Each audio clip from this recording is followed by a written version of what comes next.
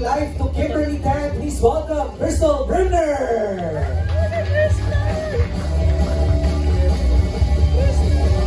All grown up. Diba? Beautiful lady, Crystal Brimner. Poster photos muna, Crystal.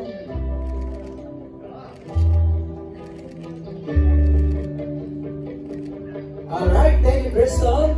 Portraying the role of JC Lopez, please welcome Jella Alonte.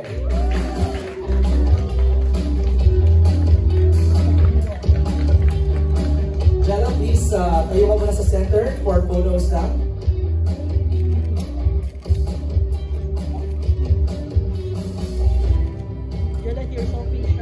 Thank you, Jella. Giving life to Stacy Chua.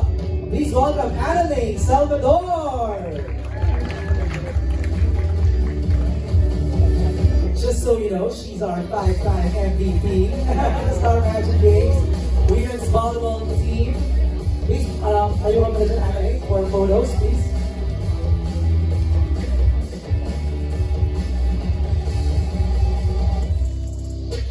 Thank you, Adelaide. Portraying the role of Sean Lucas, our PBB big winner, Brent Manalo.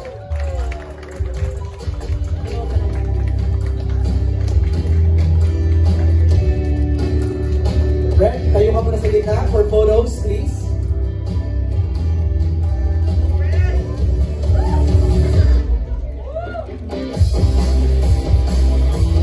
Alright, next, Brent. He is Troy Mendoza. Dito sa ating movie na ito, Dustin Mayores.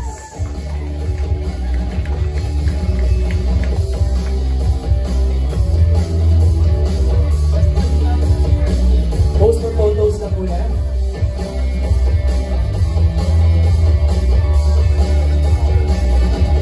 Thank you, Dustin. We'll have more photos later. Siya naman si Charles Gonzalez. Please welcome River Joseph.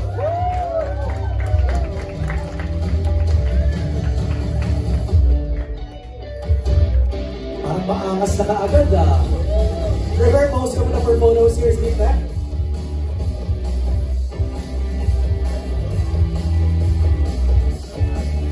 Thank you, River. Siya naman si Marky Lim. Please welcome Marky Bautista.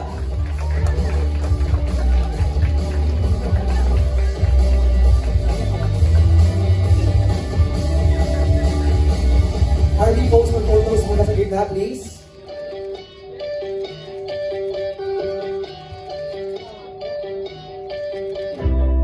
Thanks, Harvey. May mga sumaside comment na si Porsche dito ng guwapo daw. Diba? Lakas ang patinig ko, Porsche, ha? Time out muna siya sa BGYO duties niya to play Jalen Lopez. Please welcome Jello Rivera.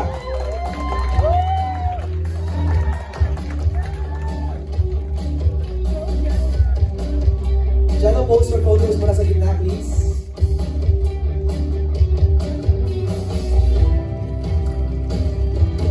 Alright, thanks, Jello. And playing Candice Gonzalez, please welcome Angie Salvador.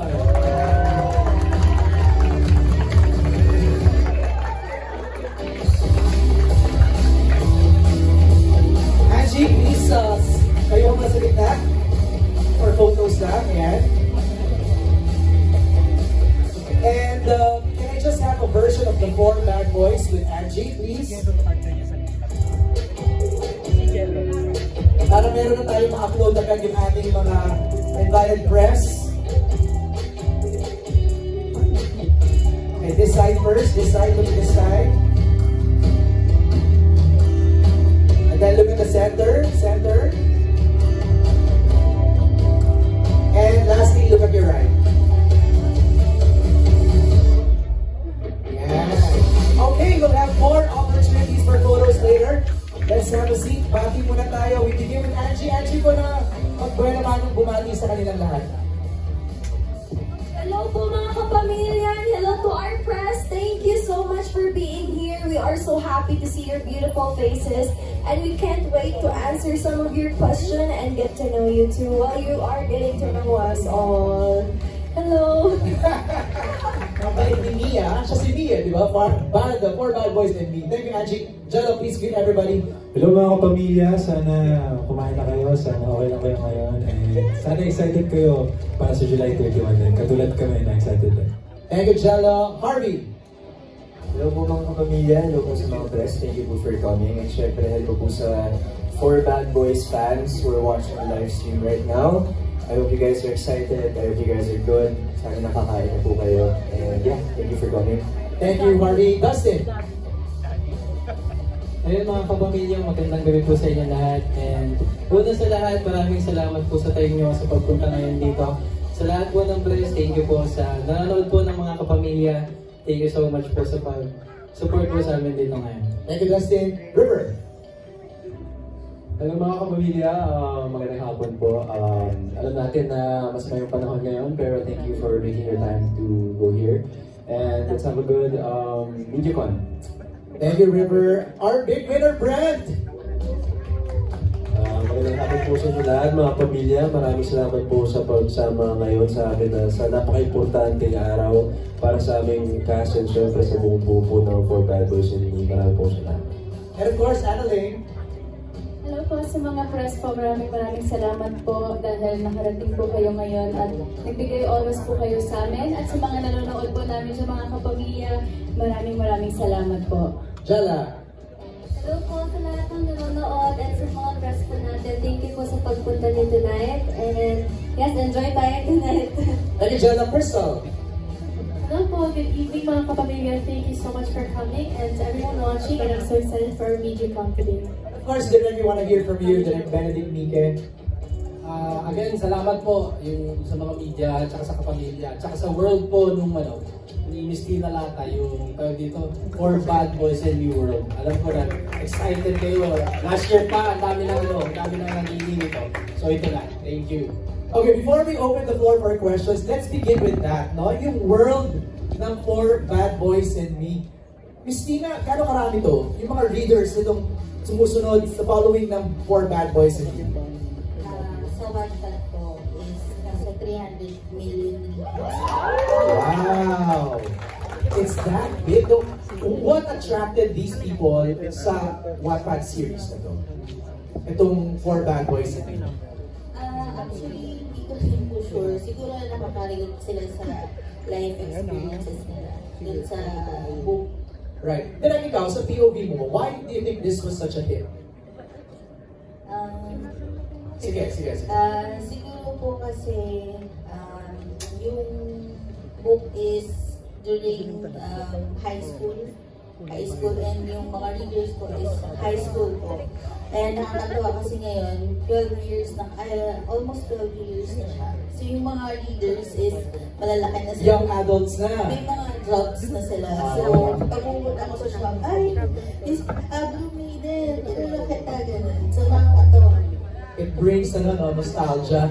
Yes. Diba, no? Naalala nila yung high school days nila. Actually, kahit sino naman sa atin, pag may tayong pinanood na series na high school related or something, reminds us of, our childhood teenage days, diba? Direct, ikaw, you want to answer, why do you think this was such a hit? Doon pa lang sa Wattpad. I think maganda yung it's about a woman na may 4 na wapong lalaki na sa paligid niya. Pangarap ng lahat yan eh. Parang naging parang naging trend yan eh. And hanggang ngayon sinusundan yan in terms of love teams, etc. So it's a format that everyone is familiar, it's aspirational, and everybody wants to be. No, you are correct. Actually, ang daming mga past materials na ganito. There's a girl and there are 4 boys. Pinattern mo ba doon, Miss Tina? Sinakyan mo yung wave then? Actually po, inspired din siya sa Inspired. Pure Garden. Okay. Parang Pinoy culture. Pinoy version, parang ganyan. Nice, with Pinoy flavor. Anybody who read that Wattpad, sino sa inyo nakapanood? Ange, nakabasa? Ever since grade 9 kami ng mga classmate ko, may first friend kasi ako si Carjen. Hello Carjen, if you're watching. Talagang nag-aaway kami para lang abangan talaga yung next na chapter kasi matagal pa si Miss Tina mag-upload. Ano ba? Yeah, abang kami every time. Nag-aaway kami. Wait, anong frequency ng upload? Every week? Hindi siya every week, minsan paputol-putol si Miss Tina before minsan magkasunod na araw, tapos minsan parang the whole week hindi siya magpo-post. Tapos the next week ulit ganun. Bakit naman ganun, Miss Tina? Kasi may work din po ako. Oo, tama naman. Hindi ko rin kayang i-full time. Oo. Para lang sa kaalaman ng ating mga kasamahan sa press right now, nakakailang books or series na kayo nasulat sa Wattpad? Meron po ako like 11 published books po. Wow! Tapos, before sa TV5, parang naka-4 Na series. This time with ABS-CBN naman, a movie, the very first na ABS-CBN produced. Briefly, let's talk about your roles. Nabanggit niyo yung mga pangalan kanina, but tell us something more about your role. Ange, you're portraying Candice? Yes, I'm portraying Candice, and Candice is a very, at first she's very meek because she always get bullied. Okay. But then, yun, the 4 bad boys, dumating siya sa buhay niya, and then she began to discover na her world na, hindi lang pala, okay na ako lang mag-isa. Masaya din pala na nag-open up ako sa ibang tao. Masaya din pala na, you know, I'm getting to learn the world like with the people who are important to me, and I'm getting to learn the world na I am fiercely and I am boldly out there, na I'm not scared. Hindi siya scared sa mga discrimination ng iba kasi lagi siya nabubuli nga kasi pangit siya, bruha lagi yung buhok niya, wala siyang ayos, ganun. So, parang ang saya na, kasi it really happens in real life. I was about to say, yeah, it's a relatable experience. Diba? Diba? Yeah, because everybody, may mga tao talaga na nabubuli, and this is a good book then to read on na, we have to be gentle and we have to be good then to others because we don't know what they're going through behind. Tama. So, ayun, it's such a great story and I love Candice so much. Eh si Jadon, bully ba? Ano ba? Bully ba yung character mo dito, Jello? Medyo bully siya. Kumbaga si Jadon yung leader ng pack. Kung makikita niyo siya at first, sobrang tough, sobrang masungit, suplado, pero may bubog siya na kailangan niya maintindihan kung bakit mataas yung walls niya sa mga ibang tao. And kumbaga sa ending niya, kailangan niya panoorin kung ano mangyayari kapag nagmahal na siya. Oh, so love will change his life or perspective or mood, diba? Okay. Eh si Marky, ano ba? Bully din ba si Marky? Si Marky naman po, well, he's part of the 4 bad boys, pero I personally like to think of Marky, at least in the version na sinulat po ni Direk Bene, as yung parang anchor ng 4 bad boys. I think Marky kasi is more observant, he's more quiet, mas tamed yung kulit niya. But I think in a way, kung kasing kulit lang ni Marky yung tatlong boys, if he's as aggressive as River or as kasing kulit ni Troyer, kasing sungit ni Jadon, I think the 4 boys would just be too much. So I like to think of Marky as the anchor. He's also a risk taker. I think he's really motivated by chance and that 50-50 thrill of not really knowing what's gonna happen, and that's in a way parang naging story engine ng movie na to. For reasons that hopefully you will find out if you do watch the movie.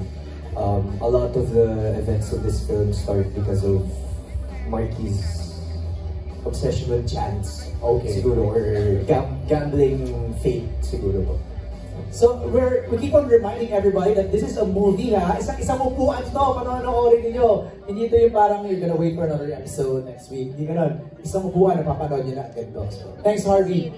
Charles, anong sabi niya kanina? Masungit si Jadon. Aggressive. Si Charles naman siguro is the most aggressive out of all the boys. Isa rin siyang bully, pero kay Candice lang. And that's because he is the older brother of Candice. And it's more of tough love towards Candice. Parang hirap maniwala na bully ka eh. Kasi parang Mr. Green Flag na ang tawag sa iyo eh, di ba? Makikita niyo sa movie. Pero si Charles Gonzalez, he's not just protective over his sister, pero protective rin siya over his best friends, which is the 4 bad boys. Alright, so aggressive, masungit. Ano si Troy? Makulit. Okay, Dustin. Describe your character. And po, I'm playing the role of Troy Mendoza. Ayun nga po, nasabi nga po ni Harvey na makulit si Troy. Which is, totoo naman. And doon din ginawa ni Direk yung character ni Troy kasi doon niya nga nakita na ayun, kung sa akin, sobrang kulit ko. And makapanood nyo din po doon kung gaano ka-lover boy si Troy. Oh! And So sa grupo niya ikaw yung lover boy? Opo. Actually, hindi lang po ako kayo din. Ikaw yung mas open. Ay po, mas open Mas ako. open.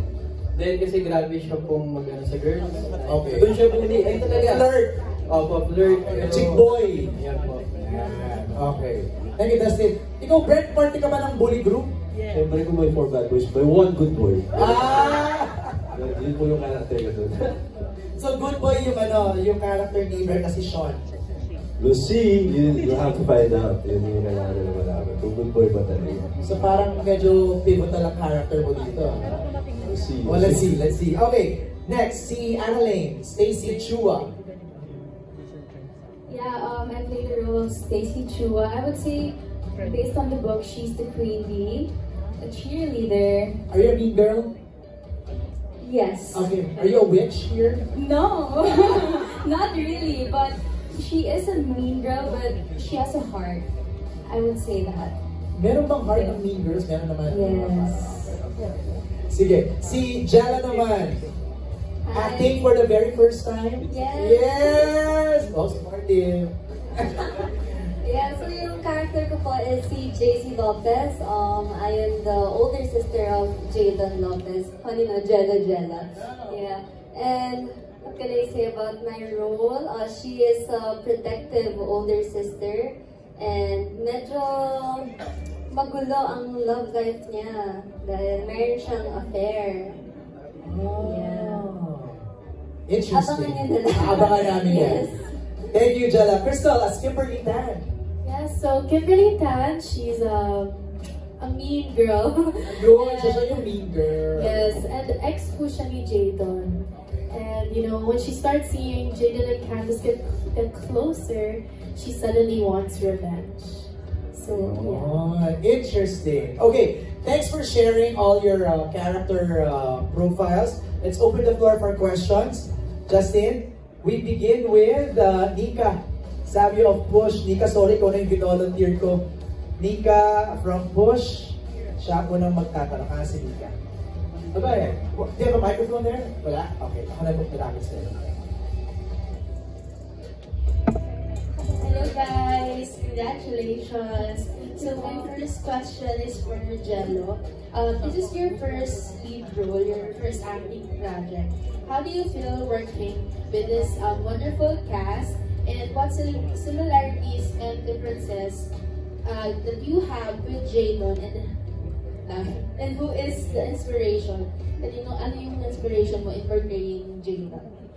Okay, siguro ako yung aside sa pressure na nararamdaman ko na first time ko mag-acting, sobrang grateful din ako na nakasabay ko sila sa first project ko bilang actor. Kasi before this project, before kami mag-tape, yung iba sa amin magkakaibigan na and mas napatibay ko yung friendship namin because of this project. Ayun, along the way, habang nagtitaping, even before the taping, kapag nagtatrip ako, I'm so happy kasi natutulungan ako ng mga kasama ko, ng mga co-artists. Kumbaga, hindi sila selfish na, ay hindi, ako lang may alam na ito. Kumbaga, tinutulungan talaga ako. And yung difference siguro ng Jadon at Jello in real life is similarities muna. Siguro, may pagkataas din yung walls ko sa mga tao para protektahan din sa sarili ko from harm. And siguro yung pagiging leader, nagamit ko rin dun sa mga eksena. Tsaka, differences naman, I think, ako, in real life, hindi ako masungit na tao eh. Sobrang welcoming ako sa kahit sino. And yung kay Jadon siguro, parang pinaka-take away ko rin dun habang ginagawa ko yung role is yung tough love para sa mga naiintindihan ko siya. Thank you po. And this is for Direct Benny po. Hello po sir, congratulations po. Hello, Nika. Working po with this cast, kamusta po itong dynamics nila? And some are parang seasoned na, and then some are newbies po. And what are the challenges that you experience doing this adaptation? Ang first challenge is yung how will they fit sa character na nagawa ng team. So yun, may mga assignments sila. So yun nga, obvious, he's the muscle, he's the mind, he's the fun, tapos yan is the lover boy, parang ganun eh. So para madali nilang kapitan. Overall yung cast, masaya tong grupo na to. Yun, then yun ang maganda dito sa when you're making the movie, exciting siya eh. Dito, at saka nafe-feel mo na yung, ay, when we're shooting it, ay, may magic. Kasi yung nakita na namin to nung sa audition pa lang eh, nung pinipila. Kasi when you audition din, let's see nga kung ano itsura pag magkakasama to. Yung tilingan namin, ang exciting nito. Eh, hindi pa namin alam na magiging sikat itong mga sa PBB, may mga ganong exposure. When we're looking at them, parang, ay, may magic to. May magic tong grupo na to. Thank you, Nika. Maraming salamat. Thank you, ba? Thank you. Direct, the next set of questions will come from Reggie Gunoan. Reggie is here, but sinabi niya ako na magtanong ng questions for you, Direct.